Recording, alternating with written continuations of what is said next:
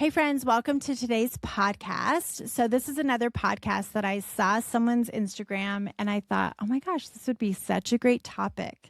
Before betrayal, your spouse says they're running late and you think traffic must be bad. After betrayal, they're 10 minutes late and your brain says, who are they with? That right there is the loss of the benefit of the doubt. And so that's the topic. I just thought, oh my gosh, I've never thought. We've all said it, right? I'll just give them the benefit of the doubt. And I think that is our lower brain. When we feel safe with someone, we oftentimes give people as humans the benefit of the doubt. We just at face value trust what they're going to say. But I realized, it is really hard, if not impossible, to give someone the benefit of the doubt after they have betrayed you. So that's what I want to talk about. Most people don't realize how much this one thing affects everything in their relationship and healing. It's so true. And it was like this light bulb moment for me. So that's why we're talking about it.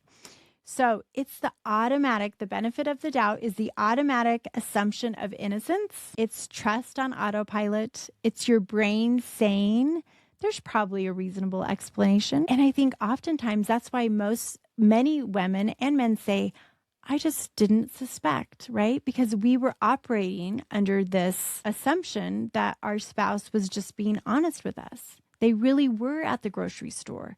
Their work really did go late. They were really going with Fred or Carrie to dinner, right?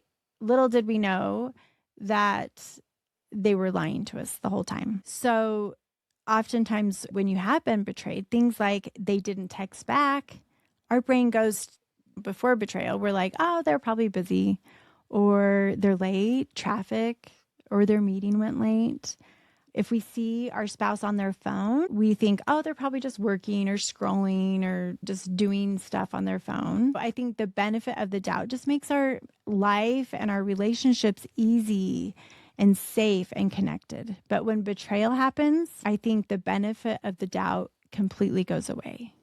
Your brain shifts for sure into survival mode. Our lower brain kicks in and we see danger all the time. So when someone's running late, we're just like, oh, they're lying. Who are they with? What are they doing? They're on their phone. Who are they talking to? Who are they texting? This feels very dangerous. If they're going out, like they say they're going out with a friend, like they did before, we're like, oh no, who are they really going with? Our brain is no longer trying to connect. It's trying to protect us. And I think that's a huge difference. We are in constant survival protection mode. And when this happens, we show up really awful and insecure and desperate, right? So it hurts us and it hurts our relationship and it just makes everything messy because our nervous system is dysregulated. Our horror movie of worst case scenario has come true. And now we're rewatching it every single day, sometimes 10 times a day. And our survival brain becomes the default, right? We can't even bring, I call it our CEO brain online because we feel so triggered and so we're in danger. We're getting chased by a bear, but our spouse has just pulled out a cell phone. Okay. So it becomes very confusing, but I just want you to know you're normal. This is why this is happening. And it feels so intense because betrayal, we want proof. It's proof that our reality wasn't real. It's like our fake real in last week's podcast, right? With the fake Louis Vuitton or the fake Gucci. We thought it was real and then we find out it wasn't. And that's so disappointing. And our brain is for sure on high alert because it's telling us we are not missing this again. We are not letting this happen again. And so we're constantly scanning. Okay, you're not crazy. You're just being hyper-vigilant. Your brain does not want to miss this. So it is in constant, intense scanning, making sure you're going to be safe. It's just trying to prevent that this will ever happen again. The loss of the benefit of the doubt is your brain trying to keep you safe, but it's also what keeps you stuck. And so if you are stuck in this and you recognize, I feel very stuck, this is probably what's happening, okay? So how this is going to impact you as a betrayed partner, you're going to feel exhausted. Do you know how exhausting it is to constantly be scanning, right? And your brain is on hyper mode all the time. You create so much anxiety. I used to think, I've said this story before, that I had some anxiety disorder. And nowadays I feel like everyone does, especially kids. But for me, I'd never really had anxiety before. And I was just feeling so much anxiety. And my spouse was like, you need to go to the doctor and get on some medication. I did. It helped, but there's always side effects.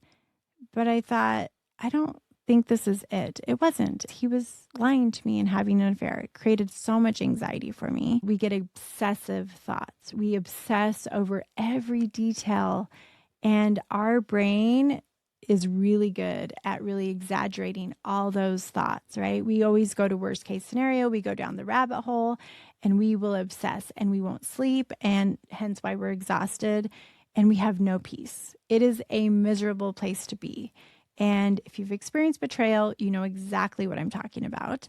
And I think for the person, the betrayed partner, they feel constantly questioned because we are trying to get answers. So we're asking all these questions.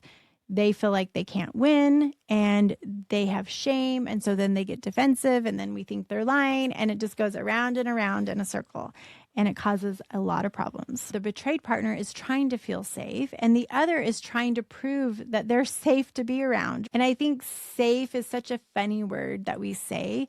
And I'm not talking about physical safety. I'm talking about emotionally safe. This is what that means. Can you be in a room with this person and not feel completely triggered? And many of us can't, especially after betrayal.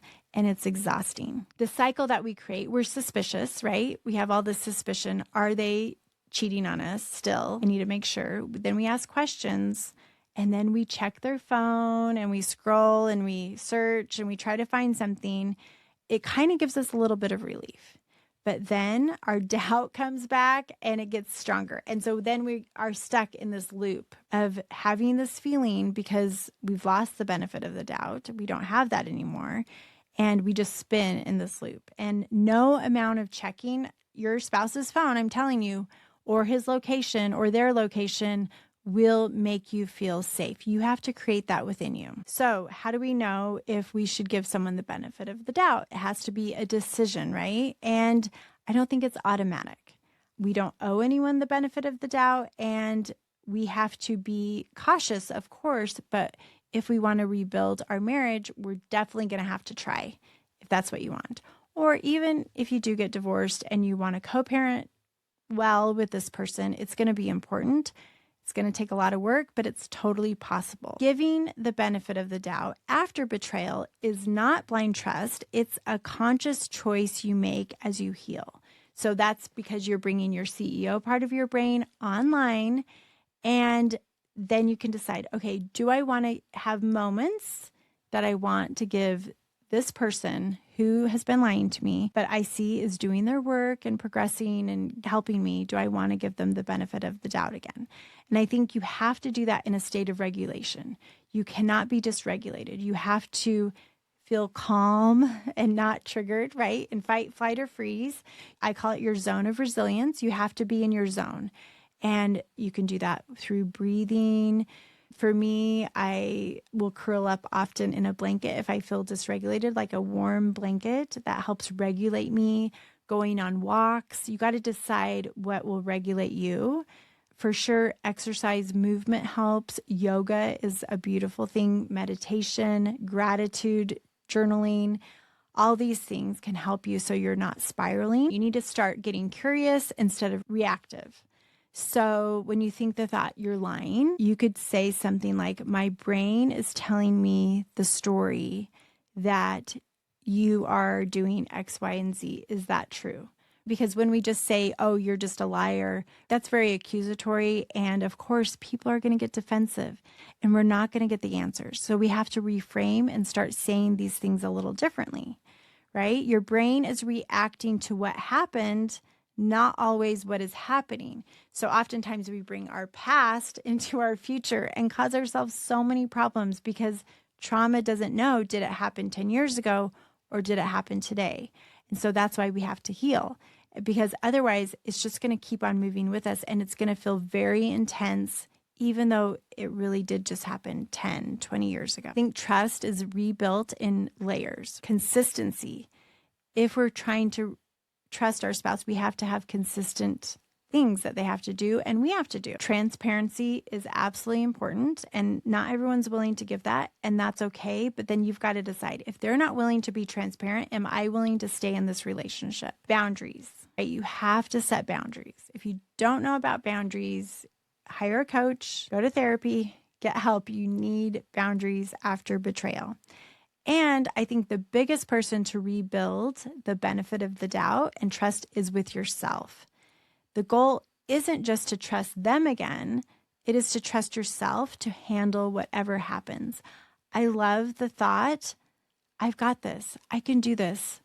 Many times we didn't feel like we could do it before, but now if you trust yourself, I know I will make the best decision for me and I will trust me that I can do that. And that is where trust and confidence play a huge role in your healing. Sometimes the benefit of the doubt isn't just about them. It's about how safe you feel in your own life. And you don't have to rush. You don't have to force it. But staying stuck in suspicion and all of that forever, you're going to stay stuck and you will not heal. It is just a fact. Losing the benefit of the doubt after betrayal makes sense.